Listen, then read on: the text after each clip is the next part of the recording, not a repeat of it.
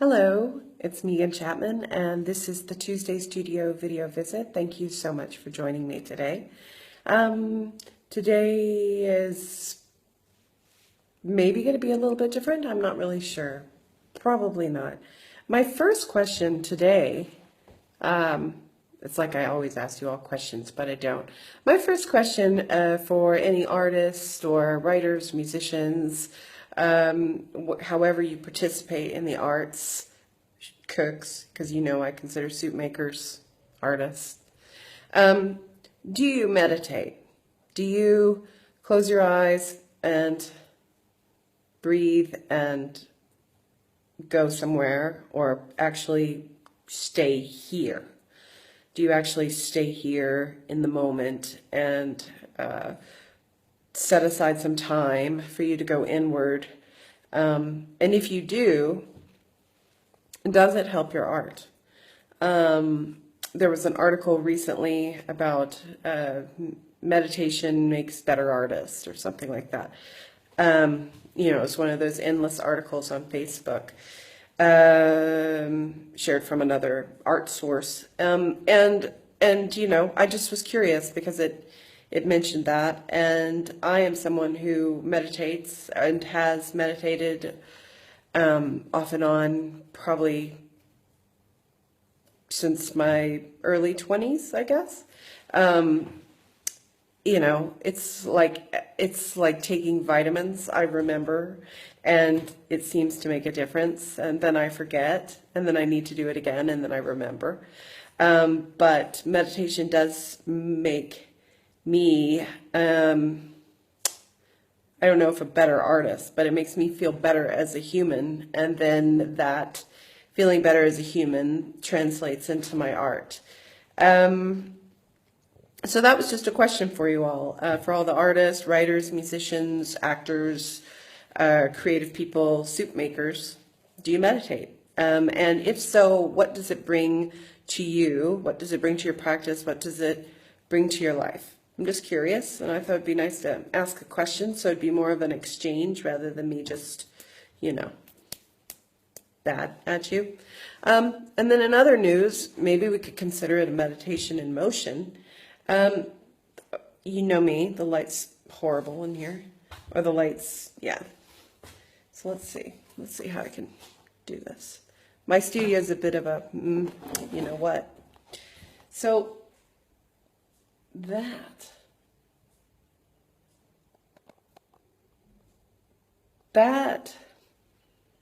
is a meditation in motion. I mean, I actually believe that almost all art, well, painting for me at least, is sort of a meditation in motion.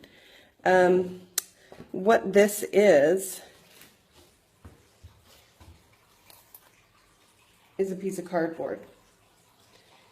And it's layered, it's got paper, it's got paint, it's got, texture, it's got torn bits.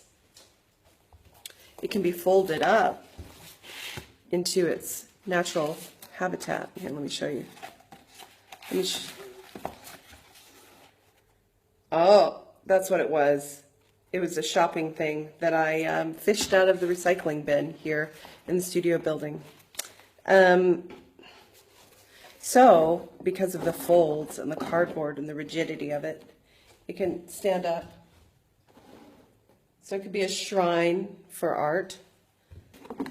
It could be a shrine for spontaneity.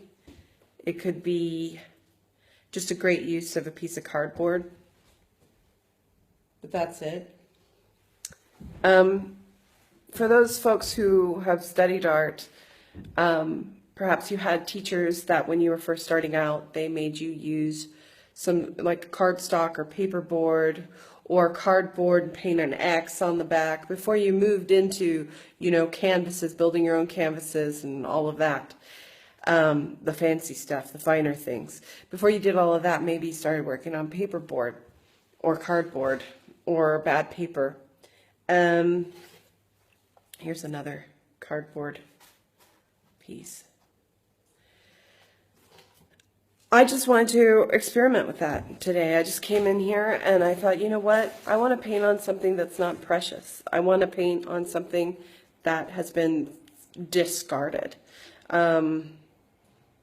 I just want that exercise. I want to remember what it's like. Also, I love the warm brown of cardboard, and I love the way paint looks on cardboard. For those of you who've been reading my blog for a really long time, you may remember that when I got my BFA in painting from the University of Oregon, that I wasn't known for painting large canvases. I was known for my books, my book series. That was my, what they call terminal project. So I would go and get the free bin books and glue the pages together or tape the pages together or stitch with dental floss together, and I would paint inside the pages and collage inside the pages, and they were sort of a beautiful catastrophe. Some of them were called like, what was it? The Cult Deprogramming Manual, or, oh, there were so many. A lot of them were anatomy-based text.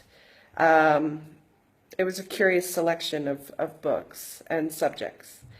And I have always admired that tactile quality of work. So, you know, for me, it's a nice place to go back to. When I am working on all the canvases, as you can still see behind me, and I completed all the little canvases that are over there by the radiator. You know, for me personally, I just like to mix it up, and so if I've done a lot of big canvas pieces, then I want to work on some collage type pieces, and then I want to maybe experiment on some different sort of you know, formats, like remember the paper bag series or the distillation process, where I painted on the newsprint. Even, you know, even these little pieces had the paper mounted, you know, in them. These cardboard pieces have paper in them as well. There's just something nice about the texture of them, the quality of the cardboard, and how it takes the paint, how it takes the glue. There are a couple of little wee baby pieces because there were other pieces attached to that. So it's just about showing up and being present. I guess that goes back to meditation, and then using these materials. So I guess I would say to anybody out there who has maybe put their creative practice on the back burner for a little while because they don't have the right space, or they don't have the right materials, or they don't have the right canvases, or they're short on money, or they're short on time. You know, I fished those pieces of cardboard out of the bin, the cardboard recycling bin, and then I had a satisfying painting experience. I didn't use fancy paint. You know, I used a big tub of PVA glue and different kinds of discarded paper or paper that I've collected, and then paint.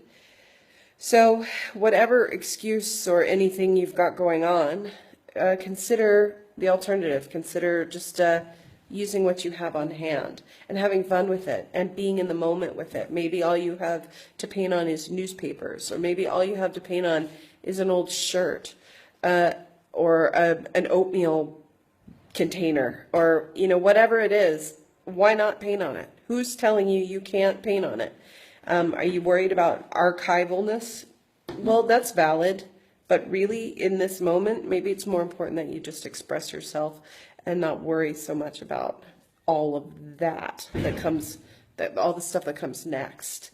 Here's a couple of little cardboard bits left over from the edge of the box. I just think that sometimes there's a lot of, you know, hopefully there's a lot of spontaneity in making, and sometimes we lose it, and sometimes things become products before the creative idea has even been allowed to be actualized. So whatever's going on with you, I hope you find the idea of painting on cardboard or paper or whatever else. Or, you know, maybe if you're a musician, you know, maybe you can't play out because you think your equipment's really bad. Or maybe you're a writer and you don't share your poems because you think they're really self-indulgent and bad. You know, maybe just do it. Maybe just show up and do it, because I think right now the world needs more art rather than less. And this video has lasted 10 minutes, which was not my intention. So, but I just showed up and I just did it, you know, with my crummy phone and hanging out here in my messy studio with not a plan of what I was going to tell you, but I show up and I just do it. Some folks will enjoy it and some folks won't, but I showed up. So I encourage everyone out there that watches this and hears me, show up in any form you can. Just show up and do your thing and enjoy that moment. And don't forget to tell me, do you meditate? And if so, why? What's it bring you? Did you stop? Why? Yeah. Okay. It's good to see you again. I feel like we're getting to know each other. Okay. I'll talk to you soon. Bye.